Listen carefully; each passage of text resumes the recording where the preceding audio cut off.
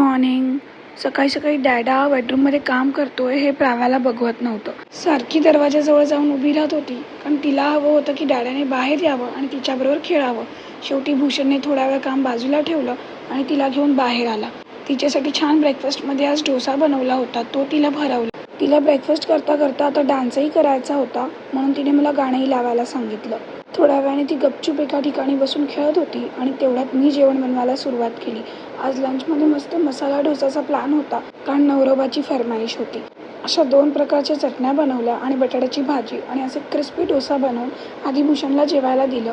प्राव्या झोपली होती म्हणून मीही जेवून घेतलं. तिला सकाळी डोसा दिला होता म्हणून आता तिच्यासाठी मी बीटरूटचा उपमा करायला घेतला.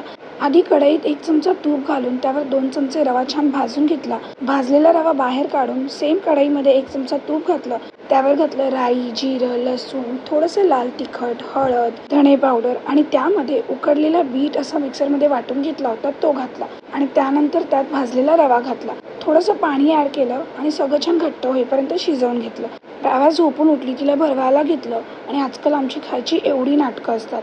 कधी कधी सगळं आवडीने संपवायचं आणि कधी कधी जेवण बघूनच तोंड फिरवायचं. संध्याकाळी बाजूच्या दादाने तिला हे ग्लव्ज घातले आणि प्राव्या एवढी खुश झाली होती की धावत धावत डॅडाला दाखवायला आली. मी एकीकडे आमच्या दोघांसाठी चहा ठेवला होता, कारण चहाशिवाय तर मला बिलकुल जमत नाही. दुपारी जेवायला हिने एवढी नाटकं केली, पण रात्री मात्र डॅडाच्या बाजूला बसून स्वतःच्याच हाताने मटकी भात खाल्ला.